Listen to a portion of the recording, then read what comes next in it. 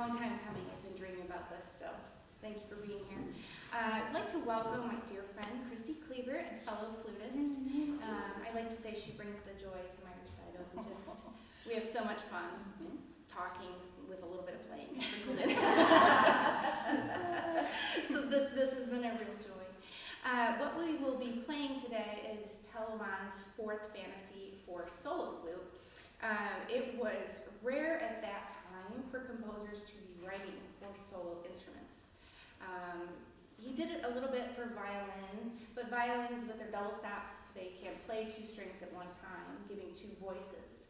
The way he writes it for flute is he will have conversations, one phrase louder, one phrase softer, or he will have rapidly alternating passages between high and low, indicating two voices. So you may be wondering why I'm talking about a solo piece, which brings us, well, I have Christy up here, which brings us to the duet. Our teacher, our shared teacher, Sharon Sparrow in Detroit Symphony, and her, the piccolo player of Detroit Symphony, they're both pianists as well, great pianists, a lot of talented two people. And they arranged these duets with the second flute part, with harmonies that Telemann would have written. So that's what we will be performing today.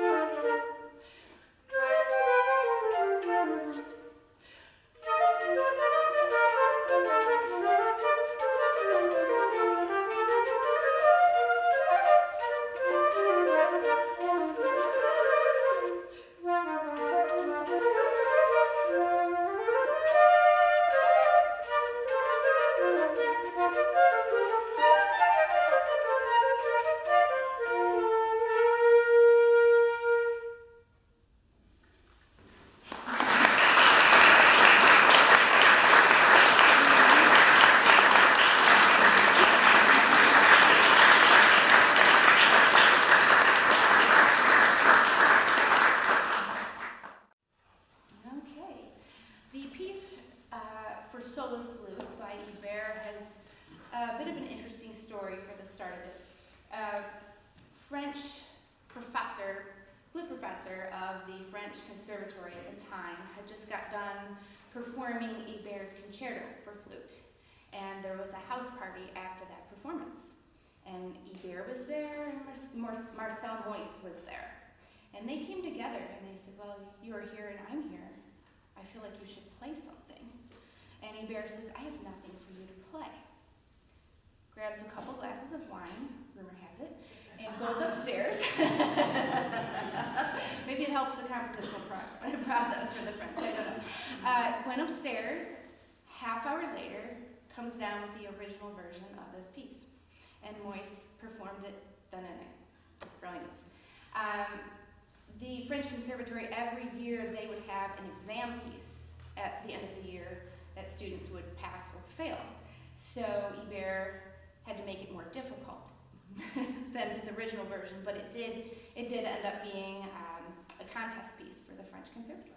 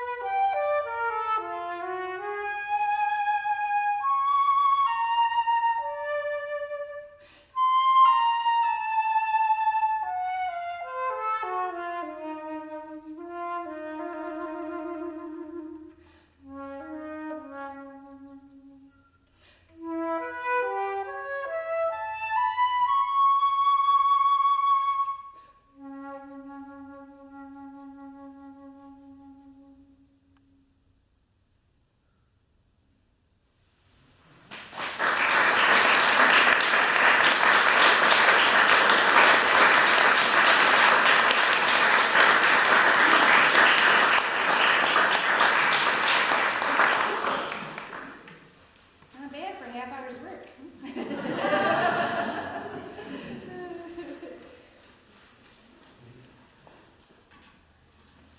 Now, everyone's my favorite, but I swear.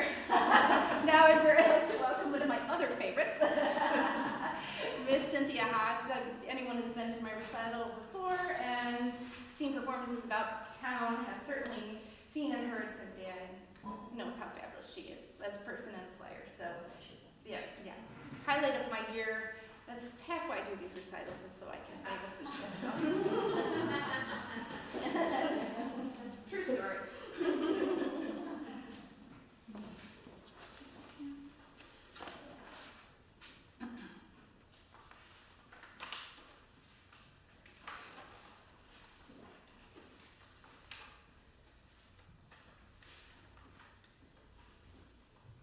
Okay, so Otar Takashvili, affectionately known as Taktam, in the flute world.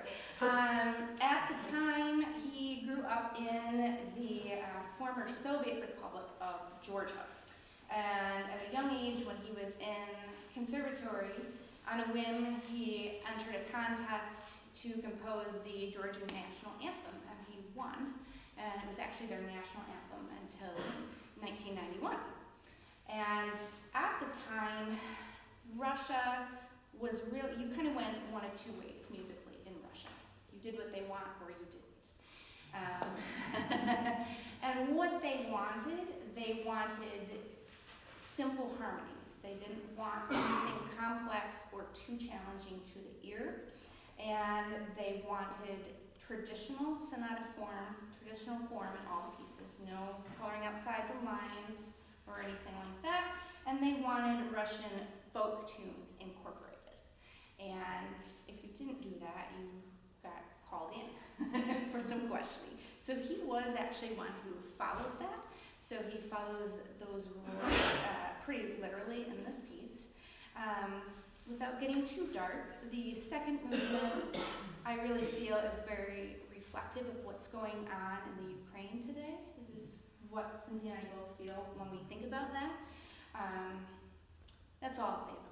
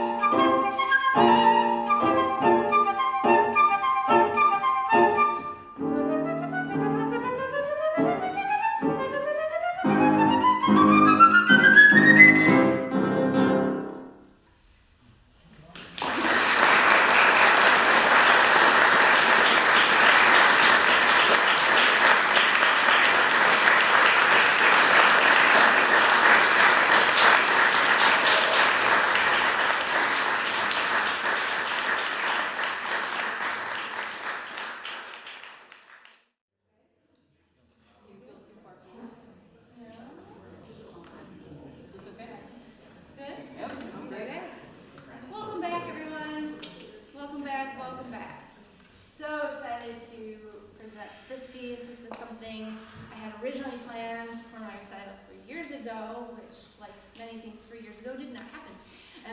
It was scheduled for just before COVID came out, so pleased to do this now. It is a piece by a living composer, so it has been really, really neat to email back and forth with her a little bit. It's something you don't normally get to do with Bach or Telemann or anything like that, so that's been kind of an interesting treat. So I would like to welcome my friend, Mrs. Troy Anderson. He will be our narrator today. Some of you may know him or have seen him. He is director of bands at Kellogg'sville Schools and a trombone player, drum player, keyboard player, you name it, he plays it. A couple of things. And then also Dr. Vanessa Hoyt, talented clarinetist and conductor, and repairs instruments. So we were together at Meyer Music. So fun to play with both of them. And then of course we have Cynthia. Getting to the piece, this is actually a 6-movement work. So we will be doing 3 movements out of 6, perhaps the other 3 next year. And it centers around the writings of Langston Hughes. So he was smack dab in the middle of the Harlem Renaissance. He lived in Harlem at the time. So these are his stories and musical incorporations of what was happening at that time. The first movement, the Grand Duke Mambo, it was a club in the red light district, and he worked there as a busboy for 25 cents an hour. A night, 25 cents a night. And this is from actually his memoir, and it is a description of a fight that broke out at that club. The second movement is a brief poem describing the sounds of the city of Harlem at night. And the third movement reflects his time in Paris. Many African American artists and scholars fled to Paris during this time, where to escape, of course, segregation and the oppression and lack of appreciation, frankly, that they received in the United States. And that wasn't the case in Paris. So their art was appreciated, and they could have all the intellectual conversations and contributions that they so richly deserved. So this third movement is music reflective of his time in Paris.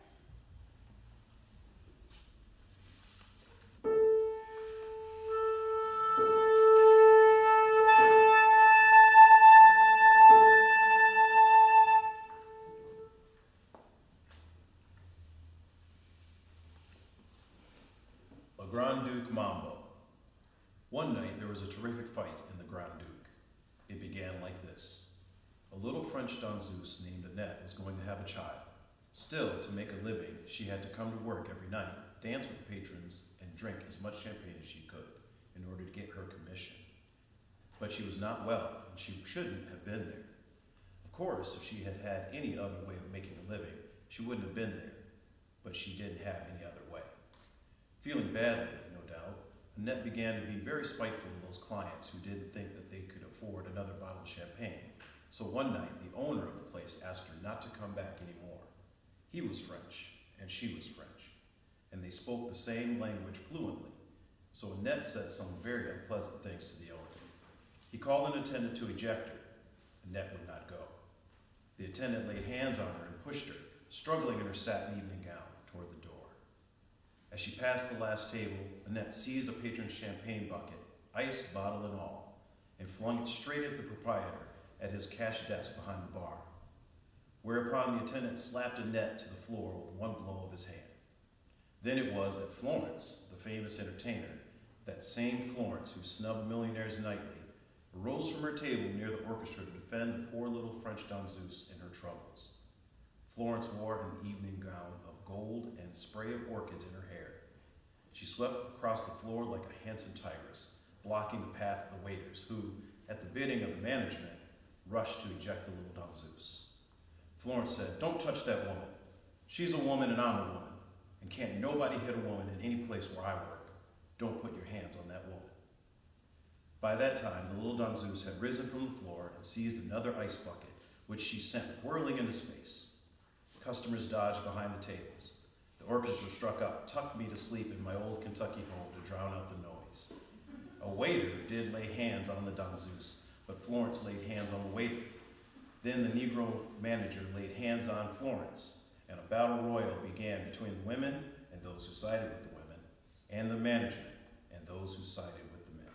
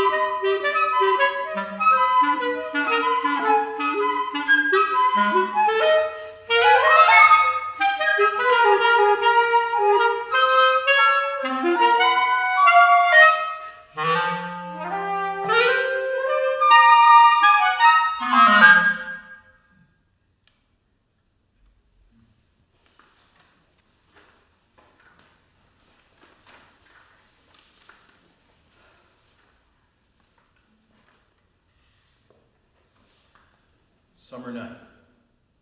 The sounds of the Harlem night drop one by one into stillness. The last player piano is closed. The last Victrola ceases with the jazz boy blues. The last crying baby sleeps, and the night becomes still as a whispering heartbeat. I toss, without rest in the darkness, weary as the tired night. My soul empty as the silence, empty with a vague, aching emptiness, desiring, needing someone, something. I toss without rest in the darkness until the new dawn, wan and pale, descends like a white mist into the courtyard.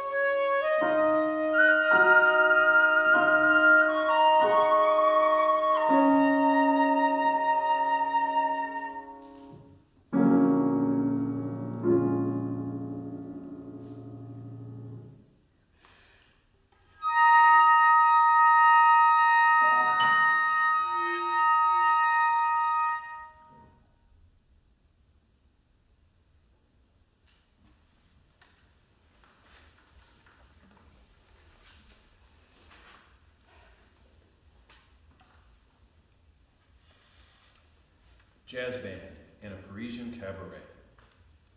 Play that thing, jazz band. Play it for the lords and ladies, for the dukes and the counts, for the whores and gigolos, for the American millionaires and the school teachers out for a spree. Play it, jazz band. You know that tune, that laughs and cries at the same time. You know it. May I? May we? Mein Gott, pareche un rumba. Play it, jazz band. You've got 7 languages to speak in and then some.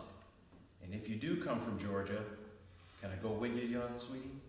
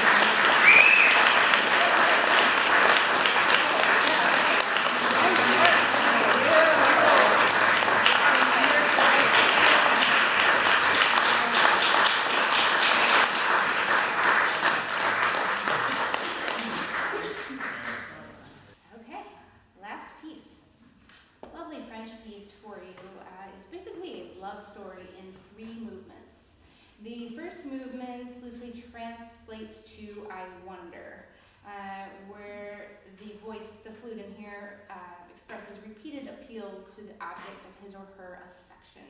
Very lush and romantic movement. The second movement translates to I believe, I doubt.